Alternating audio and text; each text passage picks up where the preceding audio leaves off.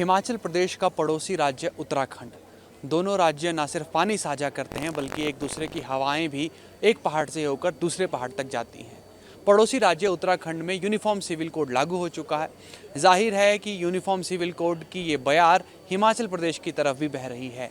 सियासत की गुगली में भारतीय जनता पार्टी कांग्रेस की तरफ कई सवाल फेंक रही है और कांग्रेस की तरफ से भी भारतीय जनता पार्टी पर यह कहकर पलटवार किया जा रहा है कि भारतीय जनता पार्टी की राजनीति तो सिर्फ हिंदू मुसलमान और तुष्टीकरण पर ही आधारित है। इस बीच एबीपी लाइव हिमाचल प्रदेश की जनता से जानेगा कि आखिर वो यूनिफॉर्म सिविल कोड को लेकर क्या सोचती है। एबीपी न्यूज़ का आपने मुख्य मुद्दा उठाया, यूसीसी एक हिमाचल में लागू होना चाहिए। मैं मुख्य कारण यही बताऊंगा कि हिमाचल एक ऐसा राज्य है जहां पे ज़्यादातर हिंदू यानी 80% हिंदू रहते हैं। फिर भी भारत में दो कानून देखे जाते हैं। जब भारत के आप नागरिक हैं, संविधान में आर्टिकल 44 में समान नागरिकता संहिता है, तो क्यों पूरे देश में लागू नहीं होता? अगर मैं आपके माध्यम से बताऊं तो 65 लाख हिमाचल में हिंदू है और 3 लाख मुस्लिम जाति है। हम मुस्लिम जाति का विरोध नहीं करते, परंतु हम एक प्लेटफॉर्म में लाने का सपना देखते हैं। यूसीसी एकमात्र ऐसा साधन बोल सकते हैं या लक्ष्य बोल सकते हैं जिसमें भारत में जो ये हिंदू मुस्लिम की राजनीति है वो खत्म हो जाएगी। जब देश में एक कानून होगा, अगर देश में एक राष्ट्रपति है तो देश में एक कानून की भी आवश्यकता है। तौर पर क्योंकि उत्तराखंड ने एक सारे देश को राह दिखाई है कि हमारे देश के अंदर सभी लोगों के लिए एक जैसा कानून होना चाहिए और एक जैसी व्यवस्था होनी चाहिए।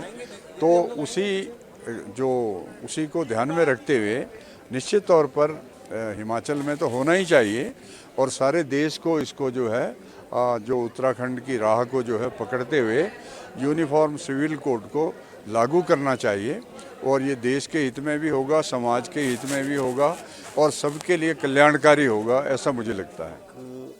लोकतांत्रिक देश है और डेमोक्रेटिक कंट्री के अंदर ये जो यूनिवर्सल सिविल कोड है, आर्टिकल 44 है, समान नागरिक का जो कंसेप्ट है, इसमें जो कुछ पर्सनल, क्योंकि हर जैसे हिंदू है, हिंदू पर्सनल लॉ बोर्ड है आपका, मुस्लिम इस्लाम जो है, अलग अलग जो आपका जो हर रिलीजियस का जो फंडामेंटल एजेंडा है उसमें पर्सनल उसके आधार पे हर लॉ का अलग अलग कंसेप्ट है। लेकिन यूनिवर्सल सिविल कोड के हिसाब से जैसे उत्तराखंड ने इम्प्लीमेंट किया तो ये उस तरह से हर आइडेंटिटी को उस तरह से शो नहीं कर पाता उस तरह से ना, क्योंकि इस्लाम में कुछ और है, हिंदू में कुछ और है। यूनिफॉर्मिटी तब आएगी जब हर मतलब रिलीजन को आप जो है उसके हिसाब से, उसके पर्सनल लॉ बोर्ड के हिसाब से देखेंगे। इसलिए यूसीसी तो ठीक है कि हर नागरिक के समान अधिकार है, लेकिन पर्सनल लॉ बोर्ड भी तो है। इस तरह से जो इस्लाम में जो पर्सनल लॉ बोर्ड का जो कंसेप्ट उनका अपना इस्लाम का है, 4 तलाक का जो कंसेप्ट है, उनके अपने उसमें अलग कंसेप्ट है। तो यूनिटी एंड डाइवर्सिटी का लॉ भी तो कहीं है ना हमारे देश में। हमें कल्चर को भी देखना है। समान नागरिक का संहिता तब हम इम्प्लीमेंट कर पाएंगे जब हम पूरे देश की यूनिटी एंड डाइवर्सिटी को ढंग से देख पाएंगे। तो मुझे लगता है उसको थोड़ा उस तरह से नहीं देखा गया उत्तराखंड के कंटेक्स्ट में। तो पूरे देश में ठीक है, ये आर्टिकल 44 है संविधान में, लेकिन प्रॉपरली हमें हर चीज़ को देखना पड़ेगा ना, कि कहीं से कोई मतलब समाज का जो ताना बाना है उसमें कहीं इस तरह छेड़छाड़ तो नहीं हो रही है। तो ये सब को प्रॉपरली उस तरह से देखने की ज़रूरत है। ये इसमें सबसे इम्पोर्टेंट है यूसीसी की।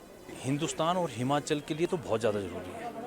जिस हिसाब से हिमाचल में बाहर से आए लोगों का यहाँ पे आबादी बढ़ रही है, उसके लिए तो यहाँ बहुत ज़्यादा ज़रूरी है। अभी आपने हाल ही में देखा होगा संजौली में कैसे कैसे जो अवैध मस्जिद का क्या हुआ। इसके लिए तो हिमाचल में यूसीसी का होना बहुत ही ज़्यादा ज़रूरी है।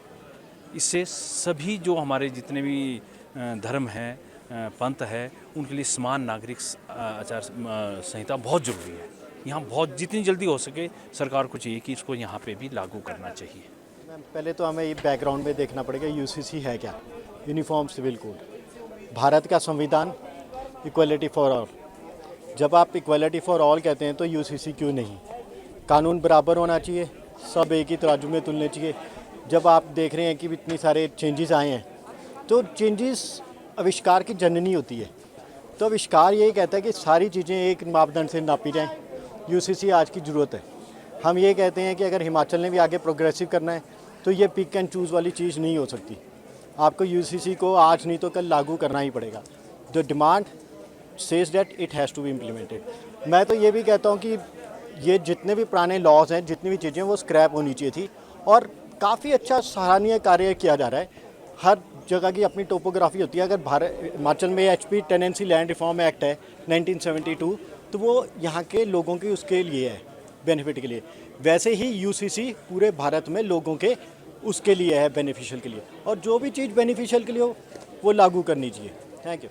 मुद्दा एक, विचार अनेक। इसी तरह यूनिफॉर्म सिविल कोड यानी समान नागरिक संहिता को लेकर भी लोगों के विचार अलग अलग हैं। कोई इसे भारतीय संविधान को मजबूत करने वाला बता रहा है, तो किसी का ये कहना है कि ये हिंदू मुसलमान के बीच की खाई को और भी ज़्यादा गहरा कर देगा। हिमाचल प्रदेश में कांग्रेस की सरकार है, ऐसे में यहाँ यूनिफॉर्म सिविल कोड को लागू करने की कोई चर्चा नहीं। लेकिन इस बीच भारतीय जनता पार्टी का ये कहना कि अगर वो सत्ता में होते तो यूसीसी को लागू करने वाला हिमाचल दूसरा राज्य बनता, ये एक बड़ी ओर इशारा कर रहा है। ये एक बड़ा राजनीतिक संकेत देता है। ऐसे में आने वाले वक्त में यूसीसी को लेकर छिड़ी हुई ये जंग किस ओर जाएगी, ये तो आने वाला वक्त ही बताएगा। फिलहाल के लिए इतना ही। आप जुड़े रहिए ABP लाइव के साथ। For exclusive and insightful videos, subscribe to our new channel ABP Live Premium.